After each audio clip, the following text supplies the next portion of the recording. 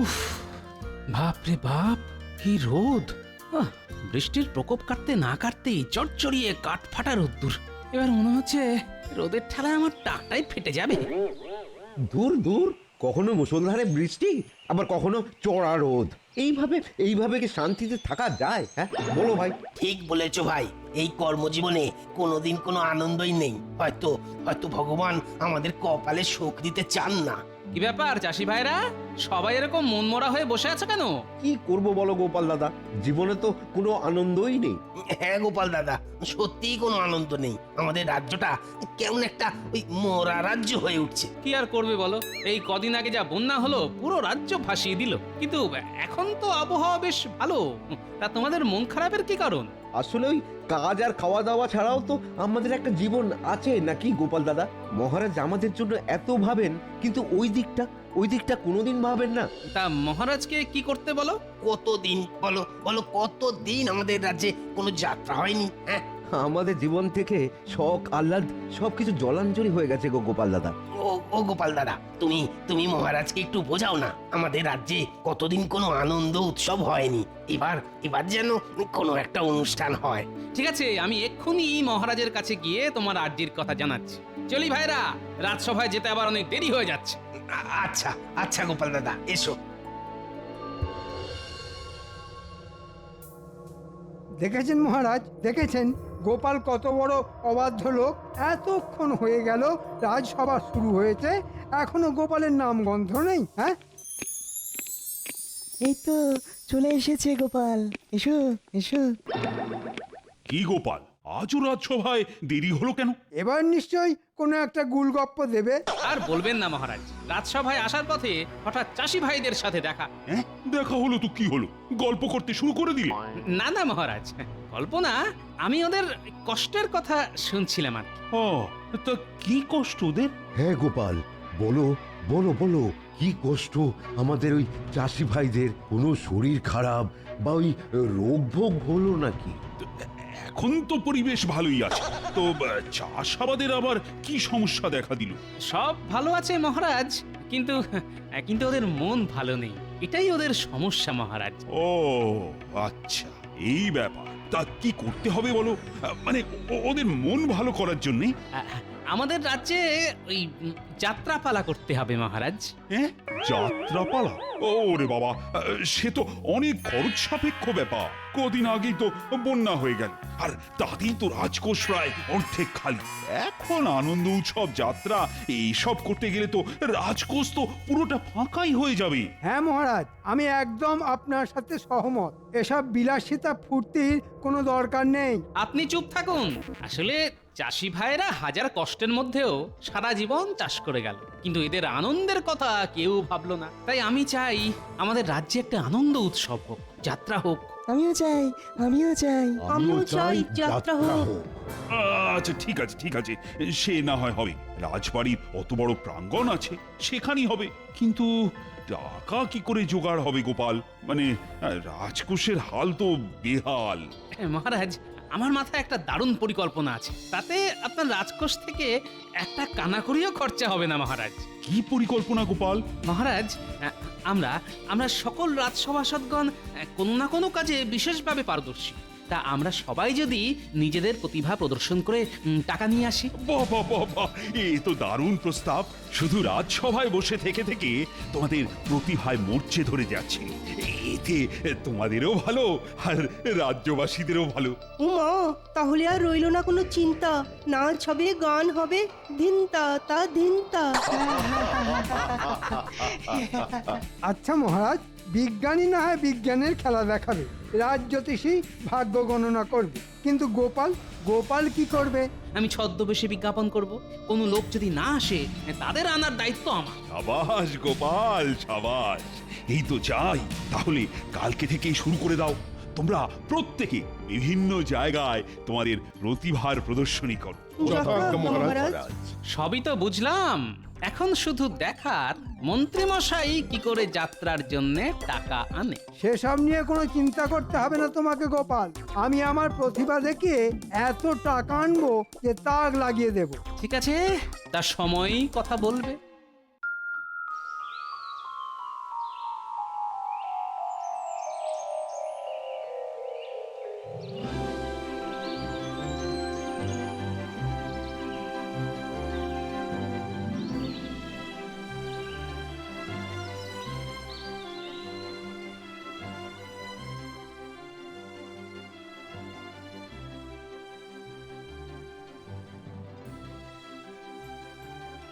আমি ওই একটা ওষুধপত্রের দোকান খুলবো, লোকেরা তো যে কোনো রোগে আমার কাছে ছুটে আসবে। হ্যাঁ, আমি লোকজনের ভাগ্য গণনা করে বলে দেব লোকেদের সামনে কোনো বিপদ আপদ আছে কিনা। আমি তো অনেক রকম বিজ্ঞানের খেলা দেখাবো, আমার কাছে লোকজন আসতে বাধ্য। আমি শরীর চর্চা করব আর লোকজনকে ওই শরীর চর্চা করা শেখাবো। আমি আমার কবিতার বই বিক্রি করব, সাথে অনেকগুলো বই নিয়ে এসেছি। কিন্তু গোপাল তো এখনো এলো না। আমি আপনাদের পিছু পিছুই আসছিলাম, শুধু আমার ছদ্মবেশের কারণে আমাকে চিনতে পারেননি। মন্ত্রী মশাইও কিন্তু এখনো আসেননি। আসলে উনি তো বিশাল প্রতিভাধর ব্যক্তি, তাই বুঝতে পারছেন না কোন প্রতিভা দেখিয়ে লোকের কাছ থেকে টাকা রোজগার করবে। চলুন তাহলে, আর দেরি কেন? আপনারা সবাই ছোটখাটো করে আখড়া সাজিয়ে নিন, তবে কিন্তু একজন আরেকজনের কাছ থেকে কিছুটা দূরত্ব বজায় রাখবেন, কেমন? আচ্ছা গোপাল। শোনো শোনো শোনো সবাই, আমার কবিতার ছন্দ। এই কবিতা পড়ে সবার মুখ হবে বন্ধ, মনের ভাব ফুটে উঠবে, থাকবে না প্রতিভা ঢাকা। আমার পদ্য বইয়ের দাম মাত্র 10টি টাকা। চমৎকার, অসাধারণ, অনবদ্য অনবদ্য। আপনার কবিতার তুলনা নেই। আমার আমার মন ভরে গেল। দিন দিন দিন আমাকে আমাকে 10টা না না না 20টা কবিতার বই দিন। আমি আমার পাড়া প্রতিবেশী সকলকে উপহার দেব। এই এই চলো তো ওখানে গিয়ে দেখি ওই ওই লোকটা কি যেন একটা বিক্রি করছে। হ্যাঁ, চলো তো, চলো। কবিতার বই? আপনি আপনি কে মশাই? হ্যাঁ, আপনি কে? আমাদের রাজ্যে ওই এই কবিতার বই বিক্রি করছেন? আমি কৃষ্ণনগর রাজ্যের সভাকবি। পায়ের ধুলো দিন মশাই। আপনি মহারাজ কৃষ্ণচন্দ্রের সভাকবি। কি সৌভাগ্য! আপনার কবিতা পড়লে আমার মন ভালো হয়ে যাবে। এই নাও, তাহলে তোমার 20টা বইয়ের দাম হলো 200 টাকা। ধন্যবাদ ধন্যবাদ।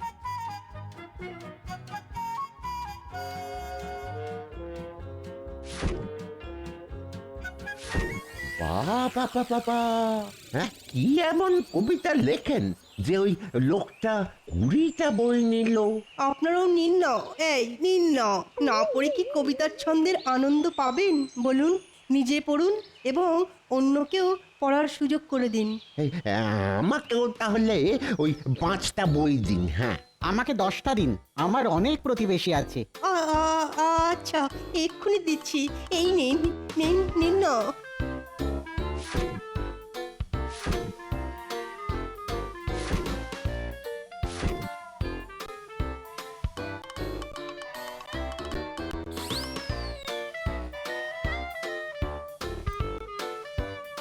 এই নাও সভাকবি, তোমার বই, আর আমার 200 টাকা ফেরত দাও। উহ, গোপাল, তোমার কি বুদ্ধি গো!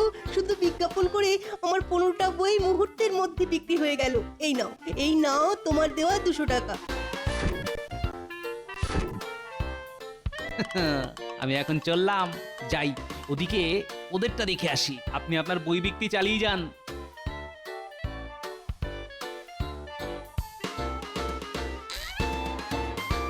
আসুন আসুন, মন খোলা মজার আনন্দ নিতে আমার কাছে আসুন। দেখে যান হরেক রকম বিজ্ঞানের ভেলকি। আসুন আসুন আসুন। বাহ বাহ, আপনি কি জাদুকর নাকি? না না, আমি বিজ্ঞানী।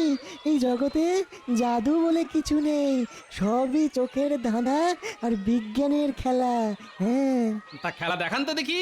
এই দেখুন, এখানে জল আছে, আমি এই ছোট্ট একটা দ্রব্য জলে ফেলে দিলাম, টুকুস। মা, কি সর্বনাশ! কিন্তু আগুন ধরে গেল। আচ্ছা, শুনেছি জল দিলে আগুন নিভে যায়, কিন্তু এ কি এমন দ্রব্য যাতে আগুন জ্বলে যাচ্ছে? এটা এটা এক রাসায়নিক দ্রব্য, এর নাম সোডিয়াম। জলের স্পর্শেও আগুন ধরে যায় এতে। হ্যাঁ, দেখুন। চমৎকার চমৎকার বিজ্ঞানী, আপনি মহান।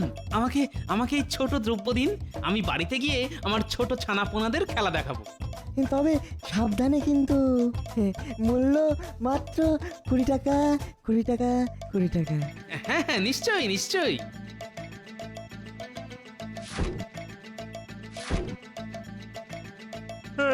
আমিও নেবো। ধীরে ধীরে আসুন, সবাই পাবেন মাত্র 20 টাকা, 20 টাকা, 20 টাকা। 20 টাকার বিনিময়ে জলে আগুন ধরান, দেখে যান, শিখে যান বিজ্ঞানের খেলা। আসুন আসুন আসুন। কি আজকে সবার কেমন রোজগার হলো? উফ, কি বুদ্ধি না বের করেছো গোপাল, হ্যাঁ? বিজ্ঞাপন, উফ, তোমার এই কেরামতিতে আজকে আমি যে টাকার ওষুধ বিক্রি করেছি তা আমার ওই 1 মাসের বেতনের চেয়েও অনেক বেশি। আমিও অনেক টাকা জোগাড় করেছি গোপাল। গোপাল, তোমার কোনো তুলনা নেই। আমি তো স্বপ্নেও ভাবতে পারিনি এত টাকা একসাথে নিজের চোখে দেখবো। কিন্তু সব টাকাই যে যাত্রাপালা অনুষ্ঠান করতে কাজে লাগবে। তাতে কি আছে গোপাল? প্রজারা আমাদের জন্য এত কিছু করে আর আমরা প্রজাদের জন্য এইটুকু করতে পারবো না? হ্যাঁ, এবার নিশ্চয়ই চাষি ভাইদের মুখে হাসি দেখতে পাবো।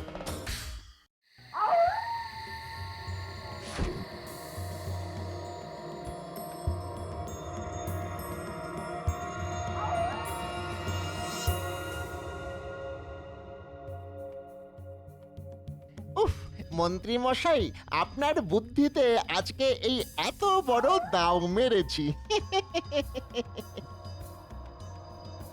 ভাবা যায় জমিদার বাড়িতে চুরি, হ্যাঁ? হা, হা, হা, হা, হা। ওরে আস্তে আস্তে, যা টাকা রোজগার হয়েছে তার অর্ধেক আমরা ভাগ করে নেব, আর বাকি অর্ধেক দেব যাত্রাপালার খরচে। আরে রে রে রে রে রে রে রে রে রে রে। আরে রে রে রে রে রে রে রে রে রে। এত রাতে এই জঙ্গল দিয়ে কে যাচ্ছে রে? হ্যাঁ? আমরা এত রাতে এখানে কি দরকার শুনি? কিছু না, ওই একটু ঘুরতে বেরিয়েছিলাম। এই মরেছে, রাত দুপুরে চুরি করতে গিয়ে তো নিজেরাই ডাকাতের খপ্পরে পড়ে গেলাম। ইরে বেটা, কি বিড়বিড় করছিস?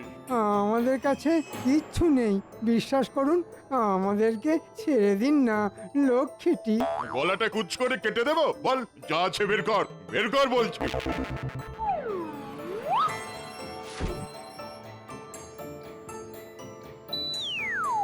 ধুর ধুর, সব খাটুনি মাটি হয়ে গেল।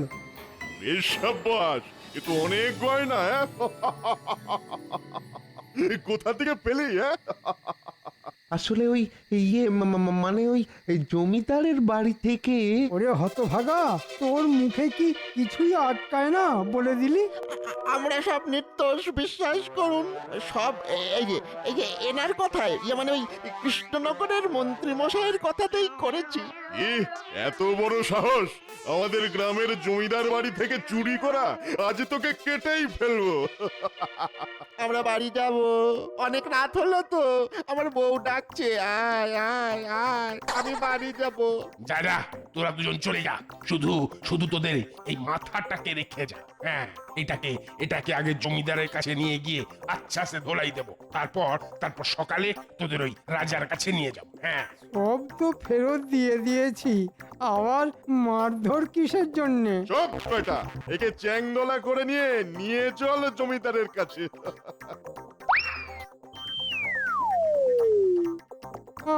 আমাকে ছেড়ে দাও বলছি, আমাকে ছেড়ে দাও। খুব খুব খারাপ হয়ে যাচ্ছে, কিন্তু খুব খারাপ হয়ে যাচ্ছে।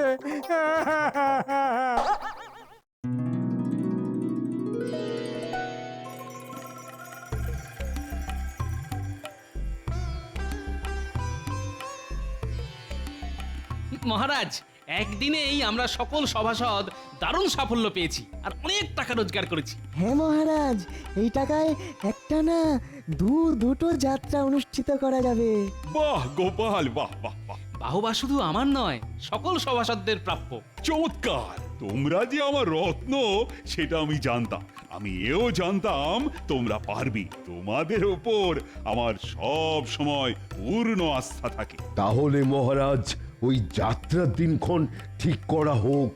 প্রহরী, প্রহরী, আজ্ঞা করুন মহারাজ। তুমি ঘোষককে জানিয়ে দাও যে ঢেড়া পিটিয়ে সে যেন জানিয়ে দেয় আগামী সপ্তাহে রবিবার কৃষ্ণনগর রাজবাড়ির প্রাঙ্গণে যাত্রাপালা হবে। সকল প্রজারা এসে যেন উপস্থিত থাকে। যথা আজ্ঞা মহারাজ। যাচ্ছে। এ কি মন্ত্রী মশাই? কি মন্ত্রী? হ্যাঁ, তোমার কি অবস্থা? আর তোমরাই বা কারা? আমরা ডাকাত। আপনার মন্ত্রী আমাদের গ্রামের জমিদারের বাড়ি থেকে চুরি করেছিল আর আমরা হাতে নাতে ধরে আচ্ছা সে ধোলাই দিয়েছি। আজকে আজকে আপনার হাতে ওনাকে সমর্পণ করলাম, কিন্তু ফের যদি দেখি ওনাকে প্রাণে বাঁচিয়ে রাখবো না, এই বলে দিলাম। হ্যাঁ,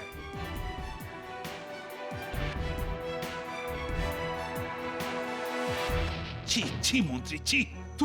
তুমি তোমার প্রতিভা দেখানোর জন্য চুরি করতে গিয়েছিলে। ভুল হয়ে গেছে মহারাজ, ক্ষমা করে দিন। তোমার ভাগ্য ভালো, ওরা শুধু তোমাকে মারধর করে ফিরিয়ে দিয়েছে, নইলে আজ তোমার রক্ষে ছিল না। মন্ত্রীর চুরি ছাড়া আর কি প্রতিভা আছে বলুন? এইসব বলে আমাকে অপমান করবে না গোপাল। মহারাজ আমি বলছি কি, সবই তো হলো, কিন্তু আমাদের কি যাত্রা হবে সেটা তো এখনো ঠিক হলো না। এই মরেছে, এটা তো একদম ঠিক কথা বলেছো রাজজ্যোতিষী। ও গোপাল, যাত্রা হবে সেটার ব্যবস্থা তো হলো, কিন্তু কি যাত্রা হবে গো? আমি একটা যাত্রার কথা মনে মনে ঠিক করে রেখেছি। হ্যাঁ, কি যাত্রা? গান্ধারী বিলাপ, ভীমের সাথে দুর্যোধনের লড়াই, ভীমের হাতে দুর্যোধনের মৃত্যু, তারপর গান্ধারীর কান্না। ওহ, দারুণ যাত্রা। বুদ্ধি, মারপিট, আনন্দ, দুঃখ, কান্না সব আছে। যাত্রা জমে যাবে মহারাজ। সাবাস, কিন্তু অভিনয় কে করবে সেটা কি ঠিক করেছো? যাত্রায় 4টে চরিত্র আছে। গান্ধারীর অভিনয় করবেন আমাদের রানীমা, কৃষ্ণ হবেন আমাদের সভাকবি, আমি হব ভীম, আর দুর্যোধন হবেন আমাদের মন্ত্রী। হ্যাঁ, আমি তোমার হাতে মরবো? না না, এ হতে পারে না। আমি আর যেভাবেই হোক তোমার হাতে মরতে পারবো না। মন্ত্রী এত চড়ছো কেন? এ তো পুরোটাই অভিনয়, মরার অভিনয় করতে হবে। ও, তাহলে ঠিক আছে। গোপালকে কিন্তু ওই ভীম হিসাবে দারুণ মানাবে। হাতে গদা আর ওই পেটের সামনে ভুঁড়ি।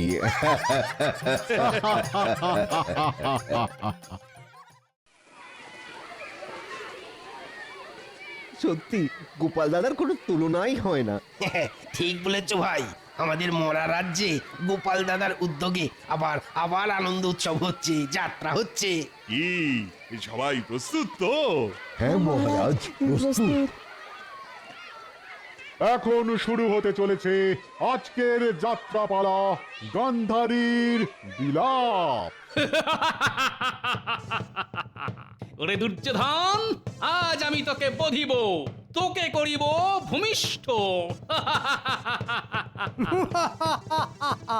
অত সোজা নয় ভীম, আমার গায়ে অনেক জোর, মারতে হবে কষ্ট। সে যতই শক্তিশালী হোস না তুই, এই গোদা দিয়ে বধিব আমি তোকে। তোমাকে আমি মারবো ভীম, আর হাততালি দেবে লোকে।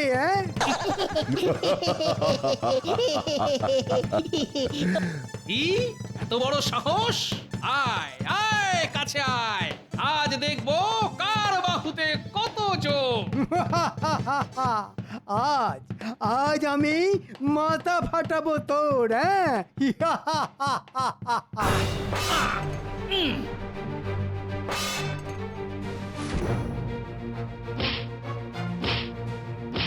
আমার গায়ে যতই মারো কিছুই হবে না তাতে।